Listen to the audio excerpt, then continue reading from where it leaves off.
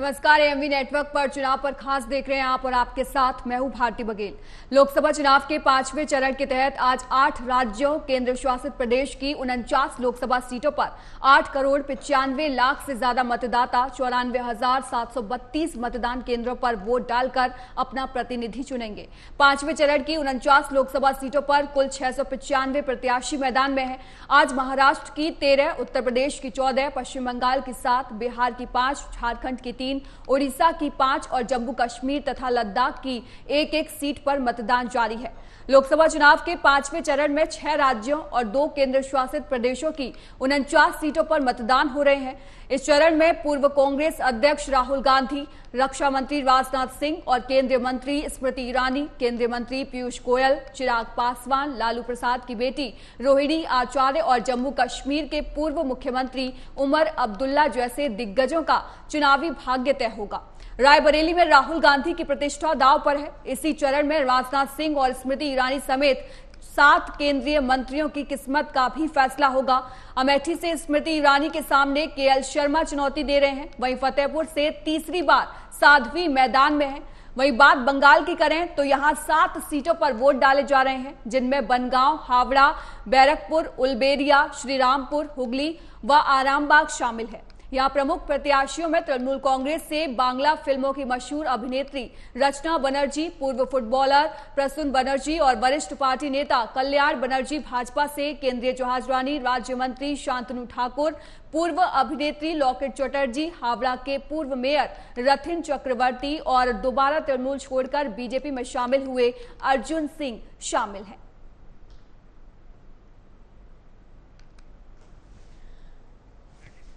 तो लोकसभा चुनाव के 5वें चरण का मतदान जारी है और तमाम तैयारियां जो है इसको लेकर की गई थी। सुरक्षा के पुख्ता इंतजाम किए गए थे। आपको बता दें कि 8 राज्यों की 49 सीटों पर वोटिंग जारी है और अब देखने वाली बात यह होगी कि बीजेपी ने जो 400 पार का दावा जो किया था, उस दावे में कितना दम है। क्या 4 जून का रिजल्ट 400 पार के दावे को सही साबित करता है या फिर बीजेपी का ये दावा जो है वो खोखला रह जाएगा? क्योंकि विपक्ष की तरफ से भी एक दावा किया जा रहा है कि विपक्ष बोल रहा है कि इस बार प्रधानमंत्री मोदी जो है वो दोबारा प्रधानमंत्री नहीं बन पाएंगे और इस बार इंडी गठबंधन की सरकार बनेगी। अगर मैं राज्य दर राज्य मुकाबले की बात करूं तो मुकाबला काफी दिलचस्प है। अगर मैं उत्तर प्रदेश की बात करूं तो यहां पर भी हॉट सीट जो है उसमें जो मुकाबला है वो काफी टक्कर का बना हुआ है। यूपी में अगर हॉट सीट की बात करूं तो केसरगंज, लखनऊ, अमेठी और रायबरेली। कि आप शीघ्रातिशीघ्र अपने मतदान केंद्र पर जाकर इस उत्सव में सहभागी बने। भारत और भारत के भविष्य के प्रति ये हमारी जिम्मेदारी है, इसका निर्वहन करें। मैं पुनः कहती हूँ, ये मेरा सौभाग्य है कि आज गौरीगंज में विकसित भारत के संकल्प के साथ गरीब कल्याण एवं महिला शक्ति को समर्पित एक नेता को, एक राष्ट्र सेवक को मैंने अपना मत दिया। अभिलाषी हूं कि जनता उनको अपना स्नेह और आशीर्वाद निरंतर देती रहे। मैं तो सिर्फ ये उम्मीद करूंगा कि लोग अपने वोट का इस्तेमाल करें। जमहूरियत में सबसे बड़ी चीज जो है वो लोगों की आवाज है और आवाज बुलंद करने का तरीका वोट है। तो मेरी बारामूला लोकसभा निशस्त के वोटरों से यही अपील होगी कि वो बढ़ चढ़ के इस इलेक्शन में हिस्सा लें और अपने वोट का इस्तेमाल करें। मैं भी अभी मतदान करने के लिए ही निकला हूं और 5वें चरण का मतदान है, 4 चरण का मतदान हो चुका है और आगे भी जो 3 चरण के मतदान होने हैं आज को लेकर 40 की 40 सीट बिहार में एनडीए जीतेगी। बिहार में तो 1 सीट उनको मिल ही नहीं रहा है इंडी गठबंधन वाले को और 300 सीट की बात कर रहे हैं। जमानत जब्त हो रही है। पिछली बार भी देखे थे आरजेडी को तो 1 भी सीट नहीं मिला था। 40 की 40 बिहार में एनडीए गठबंधन जीतेगी और 400 पार पूरे देश में एनडीए गठबंधन करेगी। ये बहुत एक गर्व महसूस होता है जब हम वोट करते हैं। 140 करोड़ की पॉपुलेशन में 97 करोड़ वोटर्स हैं और इसमें जो लॉजिस्टिक्स इन्वॉल्व है, जो अरेंजमेंट्स इन्वॉल्व है, वो इतना आसान नहीं है। बहुत बड़ा अरेंजमेंट्स और ह्यूज स्केल में ये इसका अरेंजमेंट्स होता है। सो सारे वोटर्स के लिए, देश में हर एक व्यक्ति के लिए ये बहुत एक मोमेंट ऑफ प्राइड है। और मैं सबको अनुरोध करना चाहता हूं कि आप जल्दी सुबह से जल्द जाके अपने वोट डालिए। देखिए, 4 चरणों में पूरे देश के लोगों ने बड़े उत्साह से इस लोकतंत्र के महायज्ञ में भाग लिया है। मैं 5वें चरण के सभी मतदाताओं से अपील करता हूं कि देश विकसित भारत के संकल्प को पूरा करने के लिए, देश के भविष्य के लिए, देश की सीमाओं की रक्षा के लिए, भारत का मान सम्मान दुनिया में और तेजी से बढ़े, भारत दुनिया का सिरमौर बने, हम सब अपने घरों से बाहर निकलें और मतदान करके लोकतंत्र के महायज्ञ में मोदी जी को तीसरी बार प्रधानमंत्री बनाने के लिए अपना योगदान करें और बड़ी संख्या में मोदी जी को जिताने के लिए, प्रधानमंत्री बनाने के लिए भाजपा और एनडीए के प्रत्याशियों को विजयी बनाएं। मैं मतदाताओं से आह्वान करूंगा, ये लोकशाही का महोत्सव है। 5 साल में एक बार हम सबको उसमें सहभागिता देने का मौका मिलता है। हम सब लोग बढ़ चढ़कर आनंद के साथ, उत्साह के साथ इस मतदान प्रक्रिया में सहभागी हो। व्यवस्था इलेक्शन कमीशन ऑफ मैं इस पर अधिक जानकारी के लिए हमारे साथ हमारे दो सहयोगी ओमशील जुड़ गए हैं और साथ ही साथ नेहा विश्वकर्मा भी हमारे साथ जुड़ गई हैं। सबसे पहले नेहा, मैं आपके पास आते हुए 5वें चरण के जो चुनाव है वो जारी है, क्या अपडेट आपके पास है? देखिए भारती, 8 राज्यों के 49 लोकसभा सीटों पर मतदान जारी है। जब हम बात करते हैं उत्तर प्रदेश की, बिहार की, महाराष्ट्र की, पश्चिम बंगाल की, झारखंड की, तो यहाँ पर तमाम ऐसी हाई प्रोफाइल सीटें हैं जहाँ पर बड़े बड़े दिग्गजों की साख दांव पर लगी हुई है। हर लिहाज से 2019 से अगर हम कंपेयर करते हैं 2024 का लोकसभा चुनाव, तो ये काफी अहम हो जाता है, क्योंकि एक और बीजेपी की ओर से 400 पार का नारा दिया गया है, तो वही दूसरी ओर जब हम इंडिया गठबंधन की बात करते हैं तो तमाम ऐसे मजबूत प्रत्याशी हैं जो जीत का दावा करते हुए नजर आते हैं। अगर हम बात बिहार की करते हैं तो बिहार में 5 लोकसभा सीटों पर आज जो मतदान हो रहा है, जहां पर 5 लोकसभा सीटों पर कांटे की टक्कर देखने को मिलेगी। लेकिन मतदान प्रतिशत पर जब हम बात करते हैं तो यहां पर बिहार में 1 बजे तक करीब 34.62% वोटिंग हुई है, जिसमें से अगर मधुबनी लोकसभा सीट की बात करें जो कि हाई प्रोफाइल सीटों में से एक है, तो यहां पर 33% मतदान हुआ। हाजीपुर में 33% मतदान हुआ है। वहीं सारण में दोपहर 1 बजे तक 33% मतदान हुआ। सीतामढ़ी की बात करें तो यहां पर भी 35.1% मतदान हुआ। मुजफ्फरपुर में सबसे अधिक मतदान जो है वो 37.80% हुआ है। यानी ऐसा कह सकते हैं कि जो पहले चरण में देखा गया था बिहार में सबसे कम मतदान हुआ था। अब गर्मी भी लगातार बढ़ रही है, लेकिन वोटर्स का जो उत्साह है वो नजर आ रहा है। दोपहर हो चुकी है, इसके बावजूद भी मतदान केंद्रों में वोटर्स की भीड़ नजर आ रही है। बात अगर हम सीटों की करते हैं तो झारखंड और बिहार में तमाम ऐसी सीटें हैं जहां पर कांटे की टक्कर देखने को मिलेगी। चाहे हम हाजीपुर लोकसभा सीट की बात कर ले, चतरा की बात कर ले, या फिर किसी भी ऐसी सीट की बात करें जहां पर ऐसा कहा जा रहा है कि बीजेपी कमजोर थी या अन्य दल ज्यादा मजबूत था। ऐसा इस बार जो झारखंड और बिहार की जब हम बात करते हैं तो यहाँ पर सभी दल अपनी अपनी पूरी तैयारी के साथ चुनावी मैदान में उतरे हुए हैं और कुछ कहा नहीं जा सकता कि जीत जो है किसके पाले में आएगी। लेकिन हाजीपुर से कहीं ना कहीं ऐसा माना जा सकता है कि जो चिराग पासवान है उनके 2 फैक्टर है। पहला फैक्टर तो यह है कि ऐसा माना जा रहा है कि हाजीपुर लोकसभा सीट उनके पिता की एक विरासत है जिसको उन्हें संभालना है, जिस पर उन्हें काम करना है, इसकी वजह से वो यहाँ से चुनाव लड़ रहे हैं।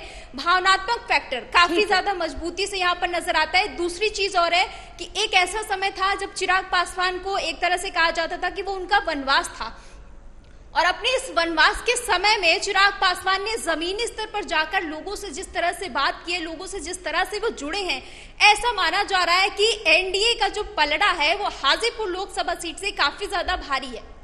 बिल्कुल नेहा, और अगले सवाल के साथ ओम मैं आपके पास आते हुए अगर 5वें चरण की सभी सीटों की बात की जाए तो 2019 का अगर आंकड़ा देखें तो सबसे ज्यादा सीटें भाजपा ने जीती थी। इस बार के आंकड़े क्या कह रहे हैं ओम?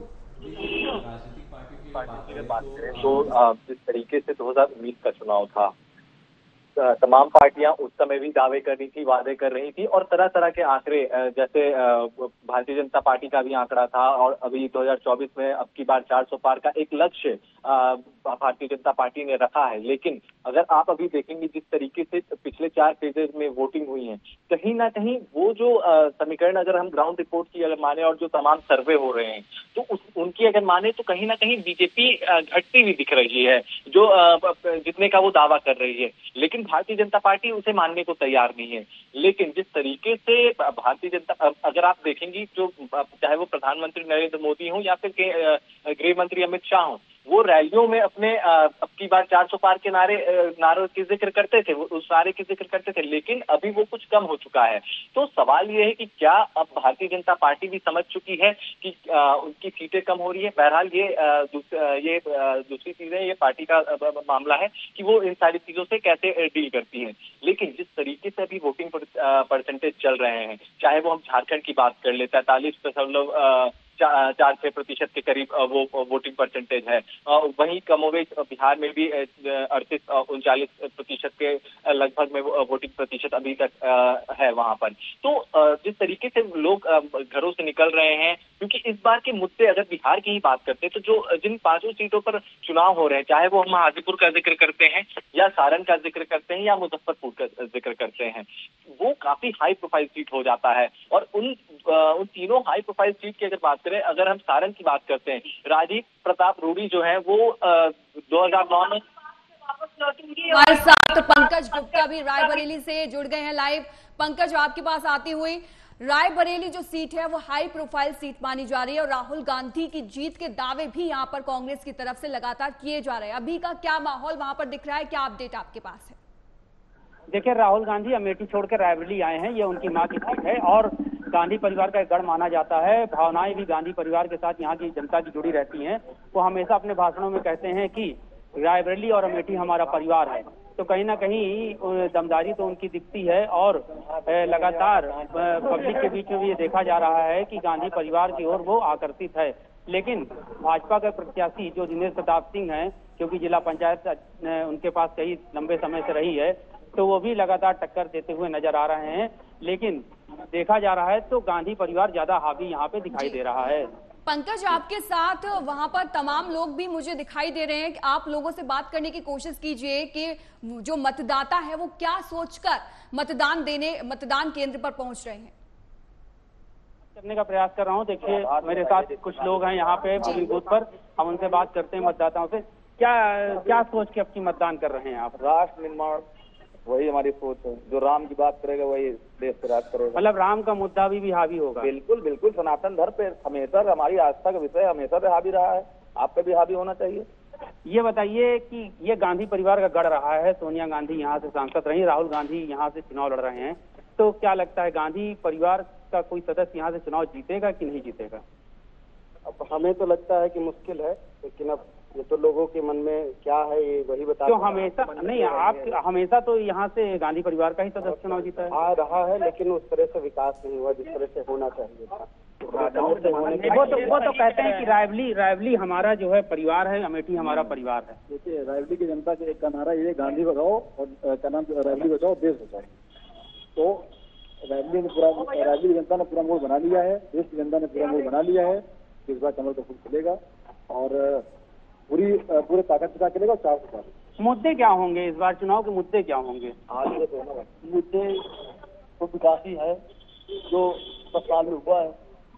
कहते हैं रायबरेली में जितनी फैक्ट्री है वो गांधी परिवार ने दी है। चला कौन रहा है? चला तो भाजपा ही रही है, उससे बिल्कुल चला तो कांग्रेस ही रही है। इन लोगों तो बंद करवा दिया था अपने घर से। 2014 के पहले आप समझिए कि सारी मिलें बंद की कगार पर थी।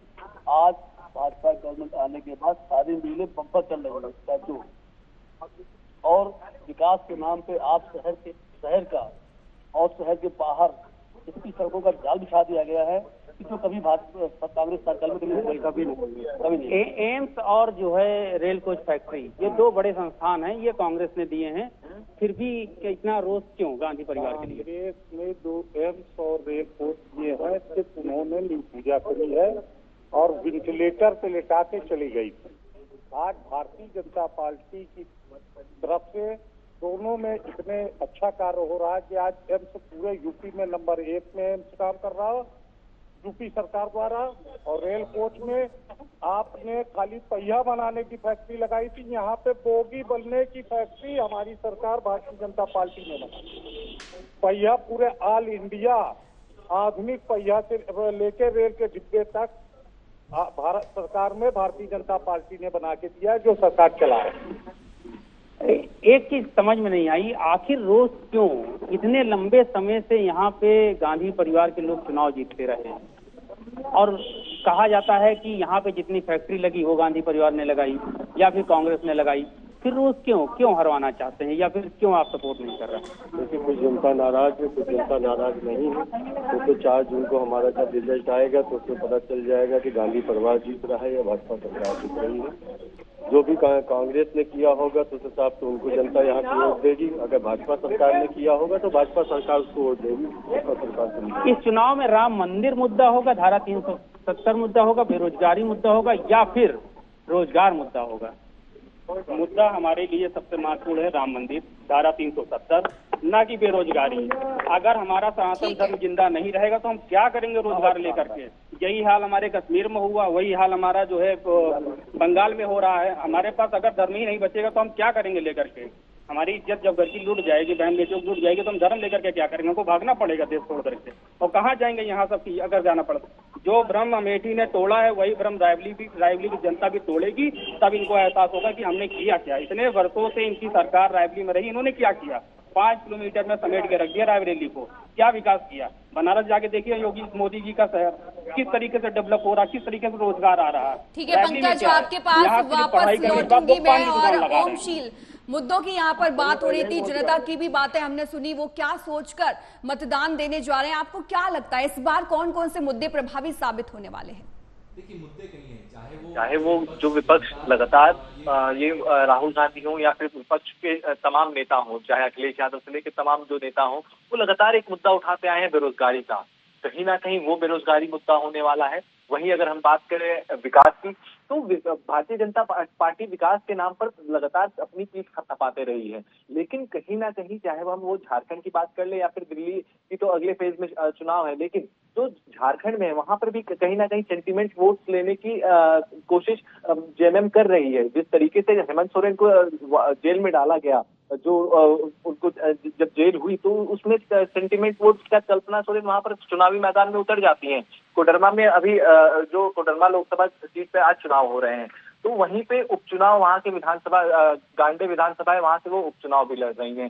तो वहां पर भी वो अपना ताल ठोक रही है और लगातार वो चुनाव प्रचार करना एक हेमंत सोरेन के तर्ज पे आकर और वोट लेना, तो कहीं ना कहीं ये एक फैक्टर रहने वाला है कि अब सेंटीमेंट वोट से वोटरों को कैसे लुभाया जाए और उनको अपने पक्ष में कैसे वोट लिया जाए। क्योंकि कहीं ना कहीं इसका प्रभाव हमें झारखंड के कई सीटों पर देखने को मिल रहा है।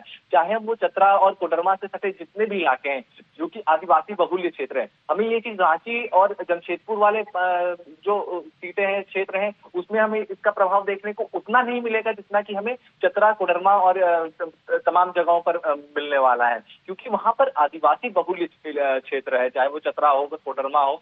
और चतरा में एक और मुद्दा है जो कि है विकास का, क्योंकि जब चतरा एक नक्सलाइट एरिया कहलाया जाता था काफी, और वहां पर नक्सलियों का काफी बोलबाला रहा है काफी दिनों से, तो उसका नतीजा ये रहा कि वहां का विकास कभी हो नहीं पाया है। तो भारतीय जनता पार्टी लगातार विकास करती है, तो कहीं ना कहीं विकास करने का दावा करती है, लेकिन तो कहीं ना कहीं जो भारतीय जनता पार्टी के लिए जो जनता का रुख है, वो कहीं ना कहीं कुछ वर्ग ऐसे भी है जो भारतीय जनता पार्टी को चाह रहे हैं। अब देखने वाली बात ये होगी कि जो भारतीय जनता पार्टी का विकास का मुद्दा है और हेमंत सोरेन की गिरफ्तारी का मुद्दा है, कौन वोटरों को लुभा पाता है और अपने पक्ष में वोट डाल पाता है, वो देखता है। वहीं अगर हम बिहार में चले जाएं तो हाजीपुर लोकसभा सीट एक ऐसी सीट है भारतीय, आपको बता दूं कि वो काफी, एक तो राज छिड़ी रही चिराग पासवान के बीच और उनके चाचा पशुपति पारस के बीच, जो कि वहां पे सिटी सांसद है वहां से। वहां पर लालू यादव आरजेडी ने अपना कैंडिडेट उतारा है शिवचंद को। तो कहीं ना कहीं जो जातीय समीकरण है और जो लालू यादव और तेजस्वी यादव जिस चीज की राजनीति करते हैं, एमवाई फैक्टर को जहां तक साधने की कोशिश करते हैं, तो और अति पिछड़ा वर्ग को इस बार तेजस्वी यादव ने साधने का कोशिश किया है। तो कहीं 4 से 5% अगर जो अति पिछड़ा वर्ग है, अगर चिराग पासवान से शिफ्ट कर गया इंडी गठबंधन के तरफ, तो कहीं ना कहीं मुश्किल पैदा कर सकता है चिराग पासवान के लिए भी। लेकिन उनके पास एक फैक्टर है कि वो रामविलास पासवान के मृत्यु के बाद, उनका जब से निधन हुआ है तब से ये पहला चुनाव है, तो सेंटीमेंट वोट वहां पे भी मिलेंगे। लेकिन अब देखने वाली बात ये होगी कि जिस तरीके से जो अति पिछड़ा वर्ग है वो निर्णायक भूमिका में है अभी, 3 से 4% वोट अगर स्वीप होता है आरजेडी की तरफ या फिर इंडी गठबंधन की तरफ, तो कहीं ना कहीं मुकाबला और दिलचस्प हो जाएगा। समीकरण जो है वो बहुत मायने रखते हैं किसी भी चुनाव के लिए। 5वें चरण के चुनाव आज जारी हैं। मैं ये जानना चाहूंगी कि जो जातीय समीकरण है वो किसकी जीत के दावे का दम आज भर रहे हैं? नेहा।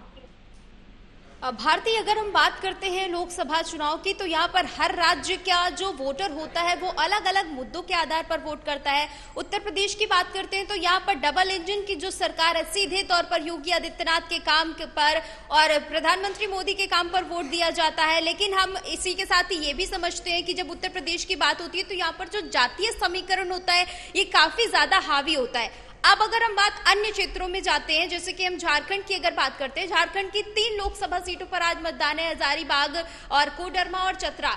इनमें से चतरा की अगर हम बात करते हैं तो ये एक ऐसा क्षेत्र है जो नक्सली प्रभावित क्षेत्र है। यहाँ के जो लोगों से अगर हम बात करते हैं तो उससे पता चलता है कि इस साल जिस तरह से देखा गया कितने बड़े स्तर पर नक्सलियों पर कार्रवाई की गई, कई सैकड़ों की संख्या में नक्सलियों को मार गिराया गया। इस तरह के जो मुद्दे हैं ये कहीं ना कहीं स्थानीय लोगों के लिए बड़े अहम हो जाते हैं। अगर हम युवाओं की बात करते हैं तो युवाओं से जब बात करते हैं तो इस तरह की बातें सामने आती है कि युवाओं का जो फैक्टर है इस बार का वोटिंग का, वो ये इस तरह की तमाम चीजें लेकर वोटर्स जा रहे हैं मतदान केंद्रों में कि देश का विकास किस तरह से हो रहा है, स्थानीय जो उनका प्रतिनिधि है वो किस तरह से विकास कर रहा है, किस तरह से पंकज हमारे साथ लगातार पोलिंग बूथ पर मौजूद है। पंकज, अभी क्या कुछ तस्वीरें सामने आ रही हैं? क्या आपको लगता है कि पिछली बार से इस बार का जो वोटिंग प्रतिशत है वो ज्यादा रहने वाला है, और जो रायबरेली की जनता है उसके दिल में क्या है? देखिए, इस समय वोटिंग को लेकर जो है सुबह क्योंकि धूप नहीं थी इसलिए उत्साह था। इस समय थोड़ा सा उत्साह कम है, भीड़ कम नजर आ रही मतदाताओं की। लेकिन जिस प्रकार से देखा जा रहा है लोग वोट डालने के लिए निकल रहे हैं। अभी लगभग 40% वोट पड़ चुका है और अभी भी समय बहुत बाकी है। और रही बात जो है लोगों के मन की, तो कहीं ना कहीं उनका झुकाव राहुल गांधी की तरफ देखने को मिल रहा है। जी ओम, मैं आपके पास आते हुए तमाम जातिगत समीकरण को भी हमने साधने की कोशिश की, तमाम चर्चाएं हमने की। रायबरेली की जनता के दिल में क्या चल रहा है, मतदाता क्या सोचकर मतदान केंद्र पर जा रहे हैं, वो तमाम चर्चाएं हमने की। हॉट सीट इस बीच रह गई। दूसरी जगह कौन सा कैंडिडेट किस पर भारी है?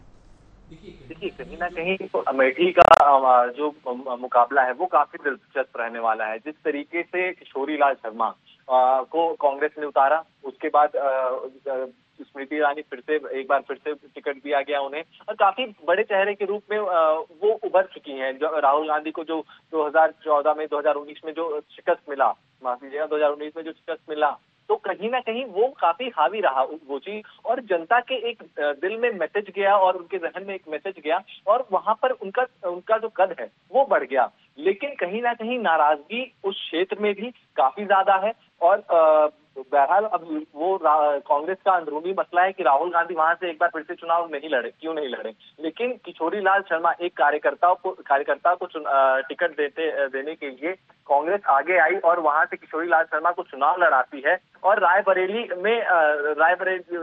में भी मुकाबला काफी टक्कर का होने वाला है। प्रियंका गांधी रायबरेली भी चुनाव प्रचार कर रही हैं और अमेठी में भी किशोरी लाल शर्मा के लिए कर रही हैं। ये जो नाराजगी का चीज है अमेठी में, वो निर्णायक भूमिका में होगा। आप तीनों का बहुत बहुत धन्यवाद हमसे जुड़ने के लिए। और 4 जून को इसका फैसला हो जाएगा कि आखिरकार किसकी सरकार बनती है, और तमाम जो जानकारी थी वो हमने दी। तमाम राज्यों पर हमने चर्चा की, बिहार, झारखंड, यूपी, जम्मू कश्मीर, ऐसे तमाम राज्य हैं जिन पर हमने चर्चा की। और 4 जून को तस्वीर साफ हो जाएगी कि जो मतदाता है वो किसको सत्ता की कुर्सी पर बैठा देखना चाहते हैं। फिलहाल के लिए इस बुलेटिन में इतना ही। देश और दुनिया की तमाम खबरों के लिए आप देखते रहिए AMV नेटवर्क।